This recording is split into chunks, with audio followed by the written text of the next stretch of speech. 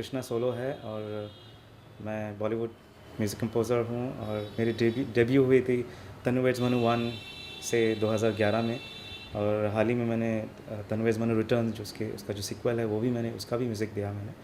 और उसके बीच jolly LLB, इसक, तमंचे, इंडियाज़ डॉटर एक बीबीसी डॉक्यूमेंट्री जो अनफॉर्चुनेटली ठीक है। इंडियाज़ डॉटर जो बीबीसी डॉक्यूमेंट्री अनफॉर्चुनेटली इंडिया में बैन हो गई थी, वो भी मैंने किया है। और काफ़ी सारे और भी फिल्में की है जो रिलीज़ हुए हैं और कुछ रिलीज़ के कगार पे है। और रिसेंटली मैं क्यूट कमीना तो है ही है, क्यूट कमीना तो 18 तारीख को रिलीज़ है। और उसके अलावा एक और फिल्म है जिसका नाम मिर्ज़ा जूलियट है। It's a very beautiful love story between Muslim boy and a Hindu girl.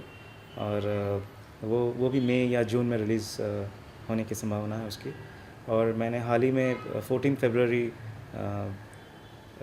Valentine's day पे मैंने अपना music label, record label pan octave music launch किया है, जिसके तहत मैं बहुत सारा इंडिपेंडेंट म्यूज़िक करना चाहता हूँ। और बहुत सारे आर्टिस्ट्स हैं जो जिनसे मैं मतलब जो बहुत सारे आर्टिस्ट हैं, अच्छे आर्टिस्ट जो मेरे दायरे में आते हैं और जिनको मैं जानता हूँ और जिनको फिल्मों में हर वक्त उनको ब्रेक नहीं मिल पाता है, लिरिसिस्ट्स है, म्यूजिशियंस है, उनको मेरे रिकॉर्ड लेबल के ज़रिए मैं उनको लोगों तक पहुंचाना चाहता हूं। और फ़िलहाल and I will also be singing lot of songs myself because I have been always been a singer and a vocalist and a songwriter. So मेरे चैनल पे मेरे नए म्यूज़िक चैनल पे मैंने मेरा लॉन्च भी एक अपने गाने से किया। और एक गाना है जो असीस कौर अभी हाल ही में बोलना फिल्म के लिए गाया उन्होंने, उसका भी एक सिंगल है। तो इस तरह से बहुत सारी चीज़ें प्लानिंग में है और मैं कुछ इंटरनेशनल प्रोजेक्ट्स में भी काम कर रहा हूँ। एक R&B एल्बम है और कुछ फॉरेन आर्टिस्ट है जिनको भी मैं कोलैबोरेट कर चुका हूँ। सो ये साल मैं ये बहुत सारा तरह तरह की म्यूज़िक का आप एक्सपेक्ट कर सकते हैं मेरे से। सर क्यूट कमीना की बात करी जाए, जिसको अभी आपने रिसेंटली जो आपने काम करा है क्यूट कमीना के ऊपर, उसके ऊपर क्या कहना चाहेंगे सर? क्यूट कमीना जैसा कि नाम से प्रतीत होता है बहुत ही क्यूट सा फिल्म है। और ये फिल्म भी बहुत पैशन ड्रिवन फिल्म है। जैसे तन्नू वेड्स मनु में भी बहुत सारी स्ट्रगल्स रही है उसको बनने में से लेके उसके रिलीज़ तक, क्यूट कमीना में भी वैसा ही कुछ स्टोरी है। कुछ लोग मिलके जो कोशिश किया है और फाइनली जो बन के आया है, it is really an entertaining movie. जैसा भी आपको नाम से लगे, लेकिन आप कोई भी दर्शक है जो थिएटर में देखेंगे वो हंसते हुए ही वापस आएगा। It be full and full entertaining and it's not slapstick comedy. It is एक लड़का है जो भोपाल से बॉम्बे तक का सफ़र है उसका कैसे वो अपना क्यूटनेस या उसके इनोसेंस उसको बचाए रखता है एक बॉम्बे जैसे शहर में। और वहाँ पे उसका लव अफेयर होता है या जो लड़की से मिलता है वो कैसे मिसअंडरस्टैंडिंग होती है, फाइनली कैसे दोनों अपने क्यूटनेस की वजह से और इनोसेंस की वजह से वापस जुड़ पाते हैं। दोनों कम्प्लीटली अलग बैकग्राउंड से है लेकिन उनका दिल एक ही जगह पे आके रुकता है। तो एंड म्यूज़िकली भी बहुत ही रिच आपको एल्बम मिलेगा क्योंकि इसमें 7 गाने हैं और सातों के साथ अलग अलग किस्म के गाने हैं। और मैंने एक्सपेरिमेंट भी किया इस बार। एक हिप हॉप फ्यूजन गाना है जो मैंने खुद गाया है। फिर एक कैबरे सॉन्ग है जो काफ़ी टाइम से मेरे मन में था कि करना चाहिए। और इस फिल्म में एक ऐसी सिचुएशन बनी जहाँ पे एक R.D. बर्मन जी को एक ट्रिब्यूट देना था। एक पार्टी था जो कि R.D. बर्मन के लिए ट्रिब्यूट था। तो ऑब्वियसली मुझे एक रेट्रो गाना बनाना था जो कि R.D. बर्मन का फ्लेवर उसमें बांधा जाए। तो वो श्रेया जी ने गाया है और श्रेया जी ने बाकायदा आशा जी की तरह गाने की कोशिश की। तो एक हम लोगों ने बहुत मज़े से वो किया। एक भोपाल को डेडिकेट करता हुआ एक गाना है जिसका नाम है शहर महबूब है, वो जावेद अली ने गाया है। जो हमारा किरदार होता है मेन कैरेक्टर, जो वो भोपाल से बॉम्बे भोपाल छोड़ के बॉम्बे आने की तैयारी में होता है, तो वो एक गाना वहाँ पे वो गाना आता है। So I think people of Bhopal और they gonna love it because उस गाने में भोपाल शब्द भी यूज़ होते हैं और वहाँ का जो लिंगो है और वहाँ के जो मोमेंट्स है, वहाँ की जो चीज़ें जिससे जाना जाता है भोपाल, वो सब उन गानों में पिरोया हुआ है। It's a very Sufi touching soulful number. फिर एक बहुत ही कैची लव सॉन्ग है जो अगेन वो भोपाल का जो लिंगो होता है, कर रिया है क्या कहाँ चल रिया है, तो उस तरह से गाने का नाम ही है सिंगल चल रिया है। तो बेसिकली मैं सिंगल चल रहा हूँ, तो ये एक बैचलर एंथम बनना चाहिए मेरे हिसाब से। और मोहित चौहान की आवाज़ में बाकायदा बहुत ही खूबसूरत लगा है फाइनली जब फिल्म के ऊपर वो आया है। और फिर एक वेडिंग क्रैशिंग सॉन्ग है जो कि दोनों कैरेक्टर अचानक एक शादी में घुस जाते हैं और किस तरह से उधम मचाते हैं और दोनों एक दूसरे को भांग पिलाते हैं और मस्ती करते हैं, वो शादी पूरा भंग कर देते हैं। तो कम्प्लीटली रफ़ा दफ़ा बोल के एक डांस नंबर जैसा है।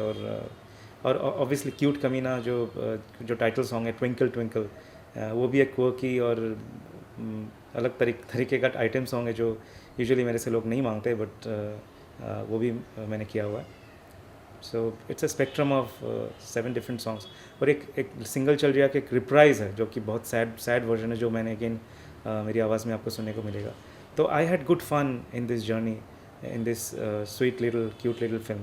तो कितना स्पेशल रहा मतलब आपके लिए ये project cute Kamina after Tanu weds Manu and journey LLB के बाद में, तो कितना अलग लगा आपको ये इसका म्यूजिक देना? सच कहूँ तो ये फिल्म थोड़ा टाइम पहले शुरू हुई थी और तनु वेड्स मनु 1 के कुछ टाइम बाद शुरू हुई थी, इसीलिए वो जॉली एलएलबी के पहले ही मैंने ये फिल्म साइन कर चुका था।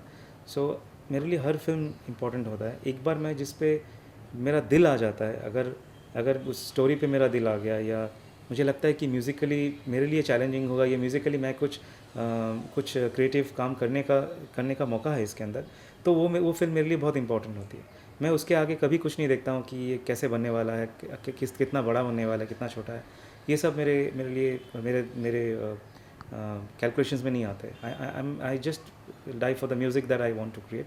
और इस फिल्म में ये करने का मौका मिला है। कुछ फिल्में होती है जहाँ पे, जैसे कि जॉली एलएलबी था, जॉली एलएलबी एक म्यूज़िकल स्टोरी नहीं थी, वो it was a law drama, so उसके अंदर एक मेलोडियस म्यूज़िक करना अलग बात है। और जहाँ की एक लव स्टोरी है, जहाँ पे एक यूथफुल ओरिएंटेड मूवी है, और तनु वेड्स मनु हालांकि थोड़ा सा सीरियस रोम कॉम था, लेकिन थोड़ा सा अलग, थोड़ा सा मासी अप्रोच था उसके अंदर। यहाँ पे इट वाज कम्प्लीटली जो किरदार है वो भी देवे यंगस्टर्स।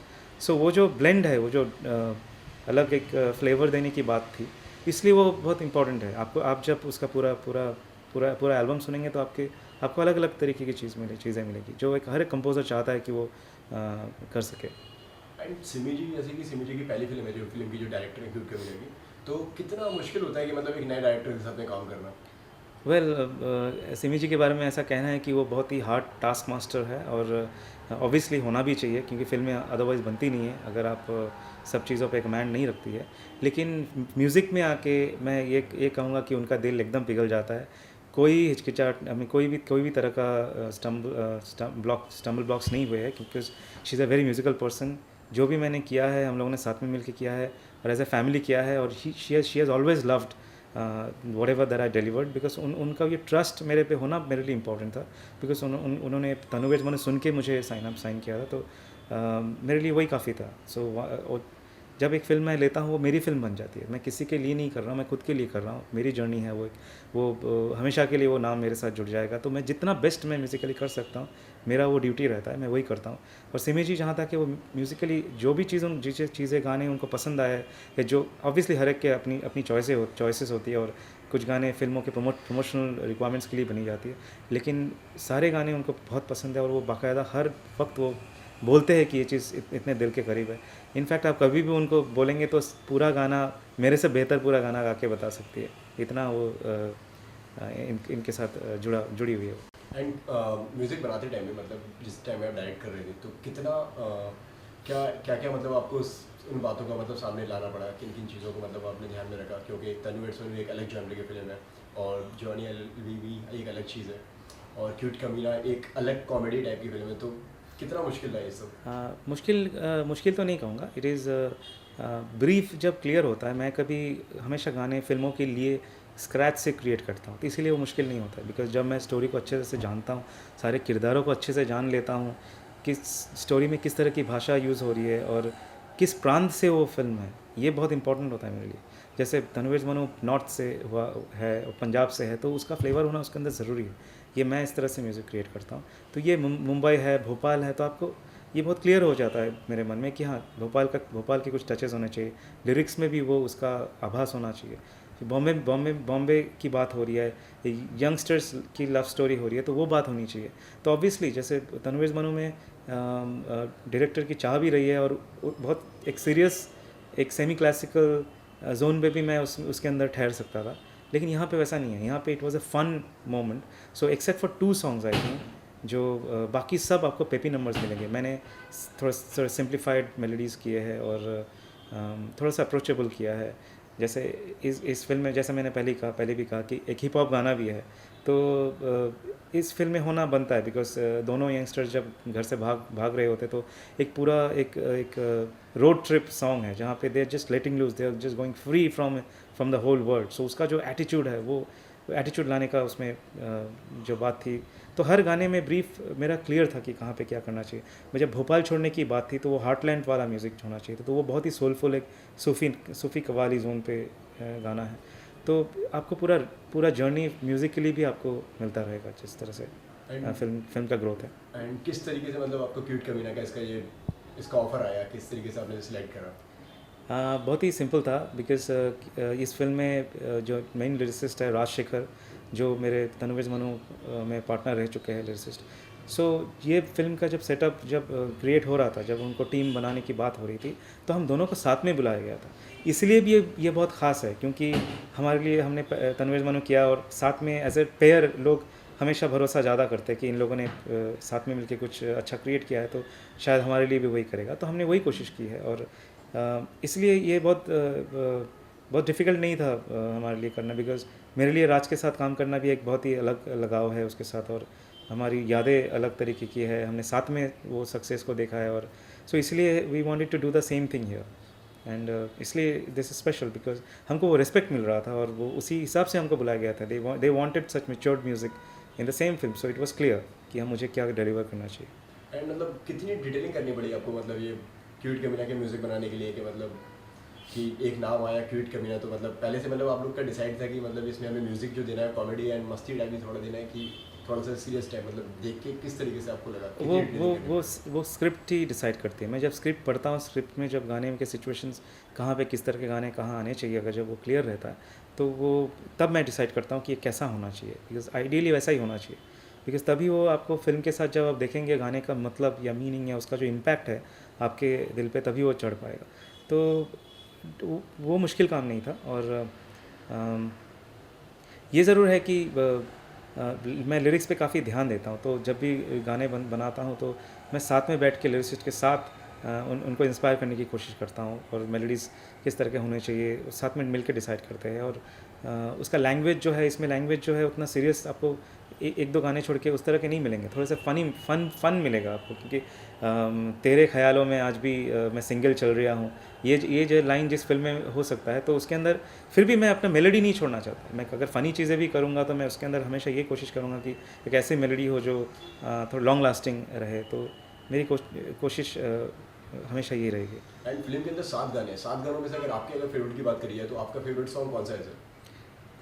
वेल, सारे गाने कंपोज़र के लिए बच्चों जैसे होते हैं, तो चुनना मुश्किल है मेरे लिए, क्योंकि सब गानों में उतना ही वक्त, उतना ही दिल और उतना ही समय दिया जाता है, और तभी वो गाना पैदा होता है. अगर उसके अंदर खुद का फेथ हो, तभी वो गाने पे मैं काम कर सकता हूँ. तो फिर भी अगर कहा जाए, तो मुझे लगता है कि सिंगल चल रहा जो गाना है, वो ठहरने वाला गाना है, क्योंकि बहुत ही सोलफुल, सूदिंग, स्लो नंबर है, लोगों को पसंद आते हैं. आप ड्राइविंग करते हुए भी सुन सकते हैं. एक रेडियो में भी कभी भी चले, तो आप आराम से सुन सकते हैं. मेरे ख्याल से थोड़े स्लो नंबर्स जो होते हैं वो लॉन्ग लास्टिंग रह जाते हैं.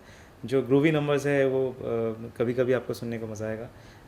और of course it was a good thing कि वो जो श्रेया का एक गाना है, श्रेया घोषाल का शाम होते ही एक रेट्रो गाना है, तो वो काफ़ी मज़ेदार है. लाइक हम जी रहे हैं 2016 में, लेकिन अगर मुझे एक 70s का गाना क्रिएट करना हो जो आज के तारीख का लगे, in terms of arrangements and in terms of the feel, तो वो बहुत मज़ा आया.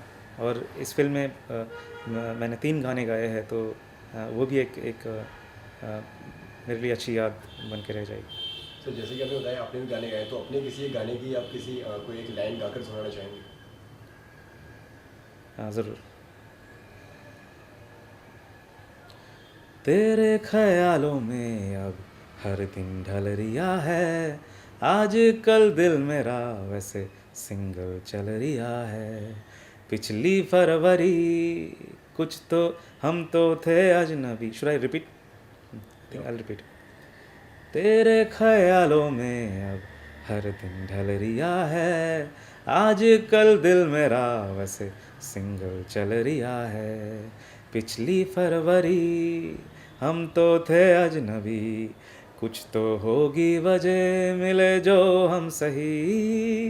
लंबी सी सांस भर के आंखें कुछ मूंद करके सोचता हूँ तुमसे पूछ लूँ या नहीं क्या, तेरी पलकों में भी वो सपना पल रिया है, आज कल दिल मेरा वैसे सिंगल चल रिया है। सर काफ़ी रियलिस्टिक से इसके लिरिक्स हैं, तो किस तरीके से जहन में आए कि मतलब इसको इस तरीके से रखा जाए और भोपाल का टच दिया जाए इसमें? नहीं, मेरी कोशिश हमेशा ये रहती है, जैसे मैं कहा कि क्योंकि गाने अलग से आप गाने सुनो एज एन ऑडियो।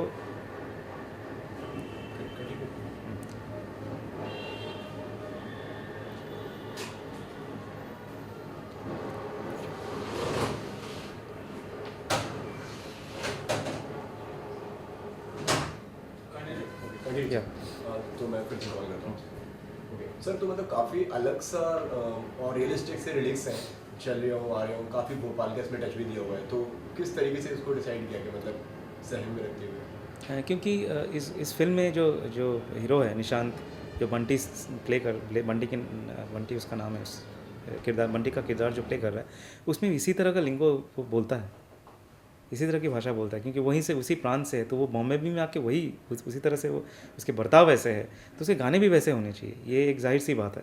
तो और अगर ऐसा किया जाए उसके बाद अगर आप मेलोडी को बरकरार रख सकते हो, तो आप जब फिल्म देखोगे साथ में, तो आपको उसका एक जो रिलेशनशिप है गाने के साथ म्यूज़िक का, आपको उसको कनेक्शन ज़्यादा बन पाता है, ऐसा मुझे लगता है। तो इसलिए मैं हमेशा ये कोशिश करता हूँ, जिस प्रांत से कैरेक्टर है उसी लैंग्वेज में बात करें, उसी भाषा में बात करें, तो लोग ज़्यादा रिलेट कर सकते हैं, क्योंकि फिल्म का मतलब वही होता है। फिल्म आप इकलौते सिर्फ ऑडियो सुनते हो, वैसा भी नहीं है। एक फिल्म के गाने फिल्म के लिए बने जाते हैं, तो जब वो फिल्म के अंदर आ रहा होता है, तो अगर उसके साथ बहुत अच्छे से सिंक हो जाए, तो आप उस कैरेक्टर से और ज़्यादा मोहब्बत कर सकते हो। तो यही ख्याल रहता है कि किस तरह से उसको लगेगी कि हाँ, ये किरदार जब बातों में ये बोल सकता है, तो गाने के टाइम पे इसका कुछ तो कैरेक्टर होना चाहिए। तो that is the character of songs that we must as composers we must try to retain. And अगर फिल्म की अगर किसी एक सीन की अगर बात करी जाए जो आपको सबसे ज़्यादा पसंद आया हो और जो आपका सबसे ज़्यादा फेवरेट हो, तो आप कौन सा सीन शेयर करना चाहेंगे? एक डेफिनेटली एक सीन ऐसा है जो कि मतलब आपका दिल थम जाता है, क्योंकि पूरे फिल्म में आप निशांत का जर्नी देखते हो, वो कभी रियलाइज़ नहीं करता है कि बहुत ही इनोसेंट कैरेक्टर होता है, तो उसके आसपास क्या हो रहा है, लोग इसका फ़ायदा कैसे उठा रहे हैं, उसको कभी रियलाइज़ नहीं होता है। वो सिर्फ बहता जाता है। जब वो लड़के के करीब आ रहा होता है, वो भी उसे नहीं पता होता कि he is falling in love, और फिर लड़की भी उसका मिसयूज़ करता है, because he is so innocent. लड़की अपना काम निकालता है, लड़की को भी नहीं पता होता कि she is falling in love with the boy. तो एक मोमेंट ऐसा होता है कि वो दैट गर्ल हैज़ टू से नो टू हिम, एंड जब उसका दिल टूटता है, जब वो आके पहली बार सुनता है, आप एक्सपेक्ट करते हो कि बहुत कुछ बोल जाएगा, क्योंकि बहुत कुछ बोलने के लिए आया था, वो तैयार होकर आया था। फिर जब उसको पता चलता है कि that girl is actually in love और एंगेज टू समवन एल्स, तो तब उसे आपको लगता है कि ये बहुत कुछ बोलेगा, क्योंकि सारी फिल्में बहुत बकबक करता है ये। वो एक मौके पे कुछ बोलता नहीं है, वो सीधा जो एक्सप्रेशन देता है निशांत और बोल के उठ के चला जाता है, that time you really feel tearful. तो मुझे लगता है that is one scene which really hold a lot. Like पूरे फन राइड के बाद आपको एक ऐसा मोमेंट मिलता है जब आप चाहते हो कि इस लड़के का दिल नहीं टूटना चाहिए, किसी भी हालत में नहीं टूटना चाहिए। तो आई थिंक वो बहुत ही खास मोमेंट है। और सर जाते जाते व्यूअर्स से कुछ कहना चाहेंगे सर?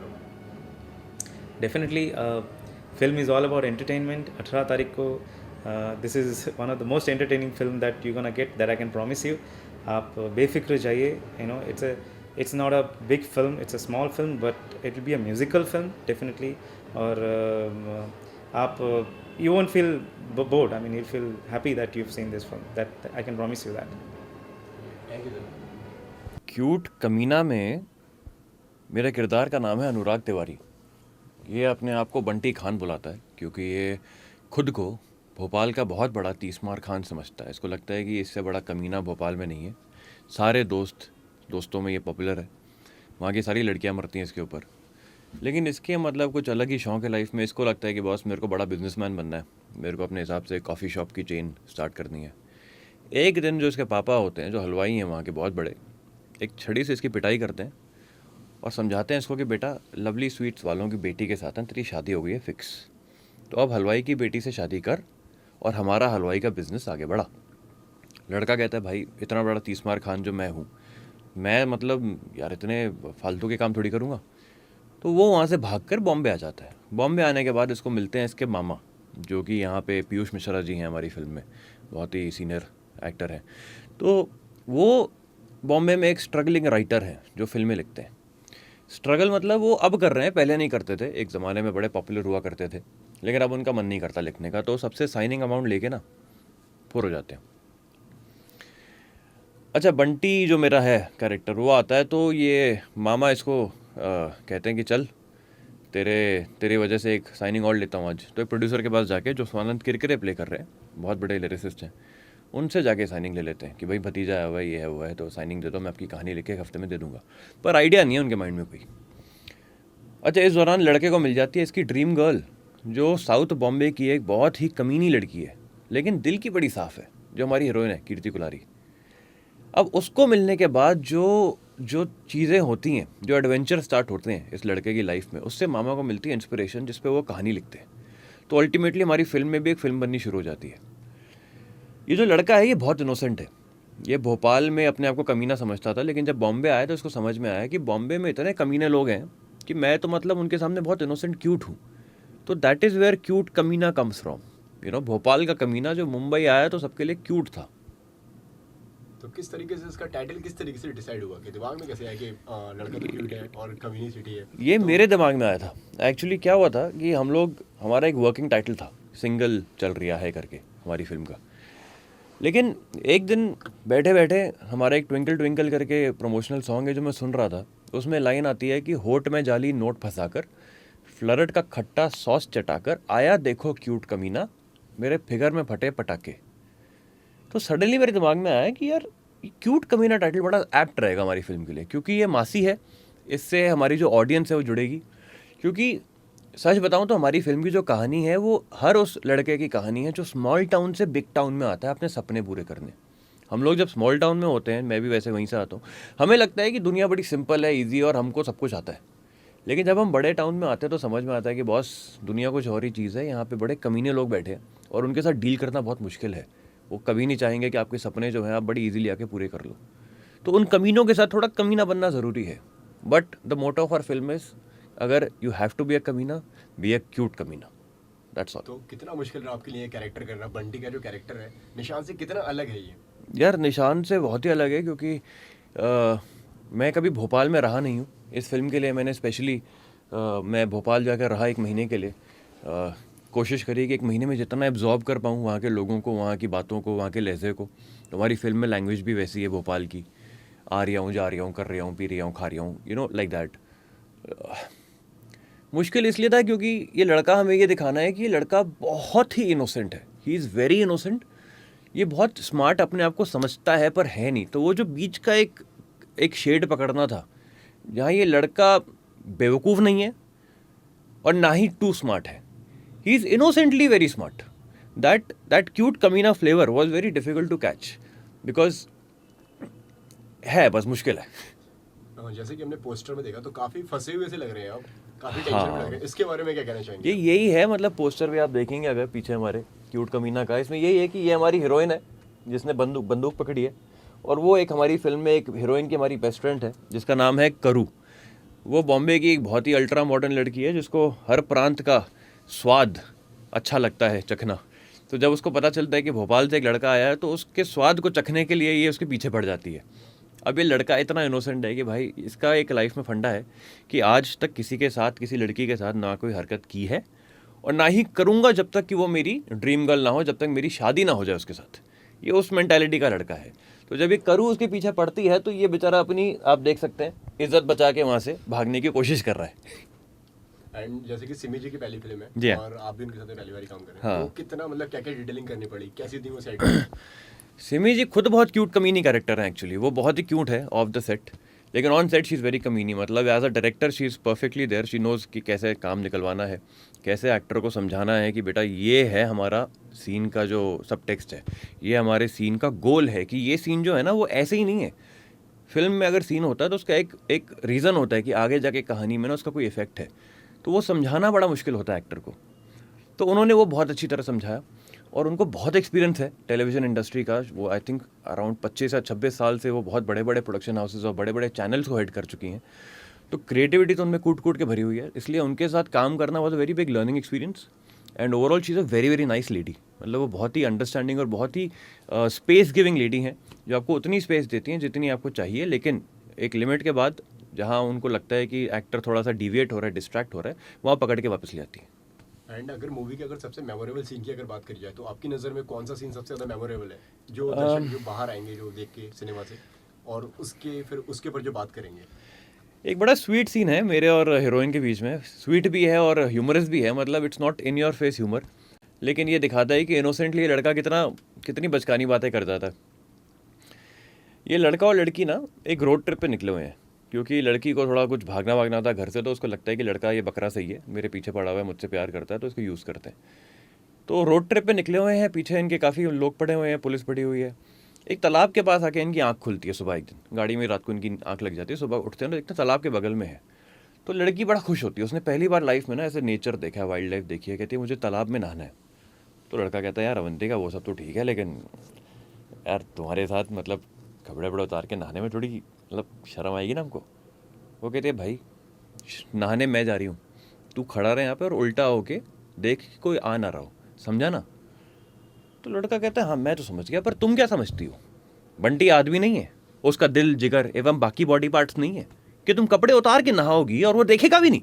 गुड़ हूँ मैं मतलब वो इतना इनोसेंटली पूछता है कि गुड़ हूँ मैं, कि इस पर ऑडियंस को बहुत हंसी आएगी। तो और एक और सीन है उसी के आसपास कि जहाँ लड़की कुछ बात कर रही है, तो लड़का बता रहा है भोपाल में भी एक बड़ा तालाब है जहाँ मैं और मेरे दोस्त, सब दोस्तों के नाम गिनवाता है, हम लोग डिक्सियों में कूद जाते थे, भैंसों की तरह नहाते थे। लड़की कहती है डिक्सियों में, मतलब व्हाट इज़ डिक्सी, डिक्सी क्या होती है? लड़का कहता है यार डिक्सी मतलब डिक्सी अंडरवेयर बनियान, तुमने ऐड नहीं देखी, डिक्सी अंडरवेयर एंड बनियान टिन टिन। लड़की को बड़ी हंसी आती है, कहते तुम डिक्सी अंडरवेयर पहनते हो?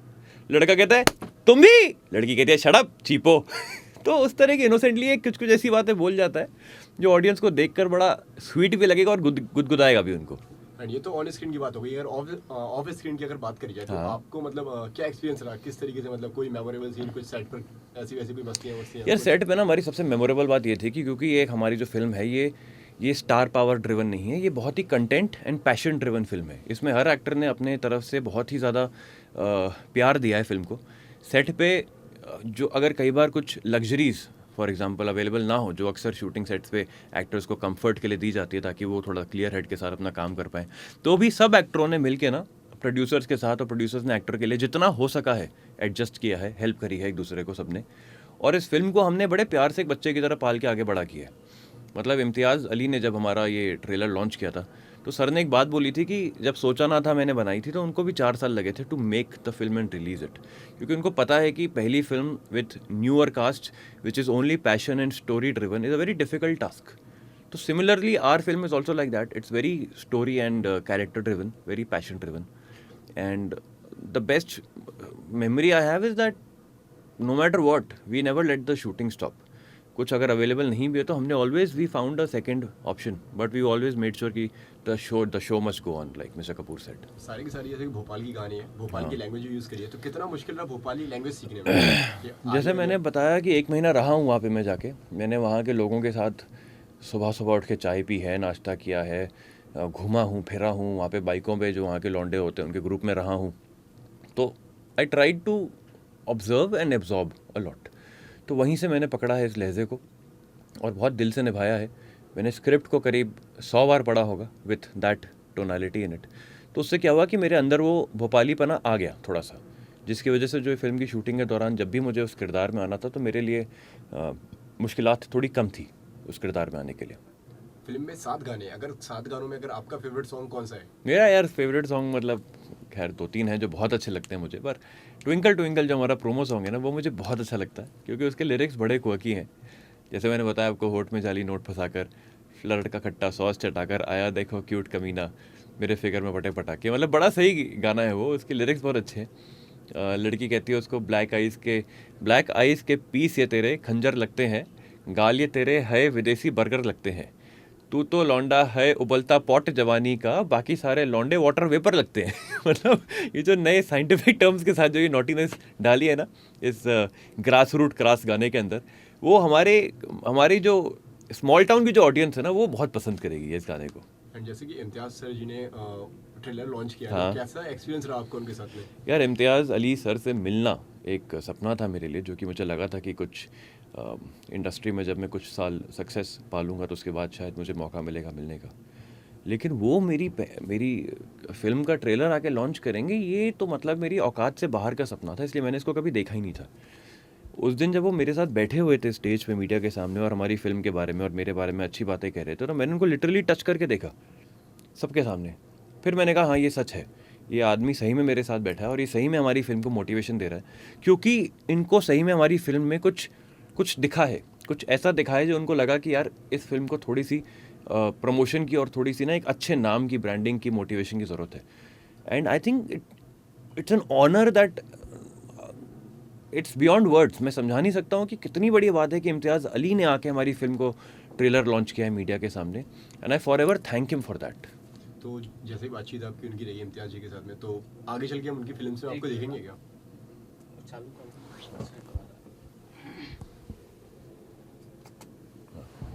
अभी बंद हुआ ना?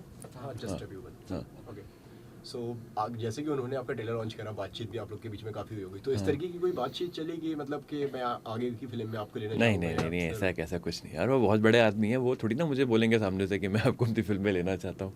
पर ये मेरा ड्रीम है कि अगर मेरी ये फिल्म बहुत अच्छा कर जाती है और इसके बाद मैं अपने आप को रिपीटेडली बार बार प्रूव करता हूँ, तो शायद मुझे मौका मिलेगा उनके साथ काम करने का। ये ड्रीम है मेरा। एंड आपकी फिल्म 18 तारीख को रिलीज हो रही है, जैसे कि साथ ही साथ में एक कपूर एंड कपूर सन्स भी रिलीज हो रही है। कपूर एंड सन्स हाँ जी, since Kapoor and 1921। Sons. Yes. तो क्या मतलब क्या कहना चाहेंगे इसके बारे में? देखिए, मुझे अक्सर लोग ये पूछते हैं, लेकिन मेरा जो पॉइंट ऑफ व्यू है इस चीज़ को देखने का थोड़ा अलग है। मेरा ये मानना है कि जिस दिन कपूर एंड सन्स थिएटरों में लग रही है, अगर उसी दिन उनके पोस्टर के साथ हमारा पोस्टर भी लग रहा है और हमारी फिल्म भी उसी हॉल में चल रही है, तो ये बहुत ही प्रिविलेज की बात है। ये डरने की बात नहीं है, क्योंकि करेक्ट है, वो धर्मा की फिल्म है, हमारा कोई कंपैरिजन नहीं है उनके साथ। लेकिन हमारी जो फिल्म है वो बहुत ही हार्टलैंड की फिल्म है, बहुत ही स्मॉल टाउन्स की फिल्म है। स्मॉल टाउन्स में जो हमारी ऑडियंस है ना, जो मासेस ऑडियंस है हमारी, वो हमारी इस फिल्म के जो गुदगुदी वाले ट्रेलर्स है ना, उसको देखकर हमारे पास आएगी, हमारे म्यूज़िक को सुनकर हमारे पास आएगी। हमारी जो फिल्म है वो इंटेलिजेंट ऑडियंस की नहीं है, हमारी फिल्म जो है वो मासी और प्रॉपर इन्जॉइंग ऑडियंस की है, जो मतलब सारे बच्चे हैं स्मॉल टाउन के, यूथ है, कॉलेज वाले हैं, गर्लफ्रेंड बॉयफ्रेंड्स हैं, जितने भी हैं, मतलब वो इस फिल्म को जब देखेंगे ना, they will enjoy it very much, because the songs are beautiful, because they are by Krishna सोलो, तनुवेट्स Manuj music director, and overall the flavour of our film is very blissful. मतलब बहुत खुशी वाली फिल्म है हमारी, बहुत कलरफुल फिल्म है। हर किरदार के अंदर एक बड़ा अच्छा, क्लीन, रिलेटेबल ह्यूमर है, जो हमारी जब ऑडियंस स्मॉल टाउन की देखेगी तो वो रिलेट करेगी उसके साथ कि यार हमारा भी सपना है कि बड़े टाउन में जाके हम कुछ बड़ा करेंगे, वहाँ जाके हमको ऐसे लोग मिलेंगे, हमें प्यार भी होगा, हमें मोहब्बत भी होगी, हमें ऐसे कमीने लोग भी मिलेंगे। तो you know how to be that innocent cute कमीना in a big town. So that's a very good reason why the audience will come to our film. So I think it's a privilege to be next to Kapoor and Sons that day. I'm sure we are no threat to them, absolutely. But I just hope कि जो audience है वो उनको जितना प्यार देगी उसका कुछ हिस्सा हमें भी दे दे, तो that is more than enough for us.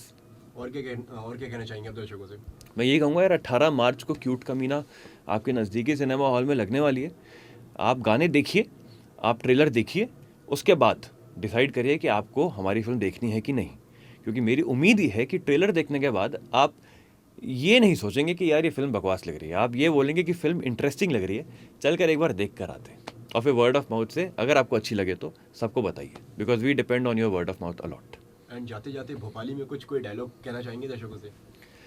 अब हवाली में यही कहना चाह रहा हूँ मैं यार, कि मतलब 18 मार्च को फिल्म आ रही है मेरी, तो आगे ज़रा 2 कप चाय पी के, समोसे पी के, खा के आगे ज़रा हमारी पिक्चर देख लियो है। Thank you. Thank you. चलो अब क्या अब क्या हम भागे। थैंक यू यार।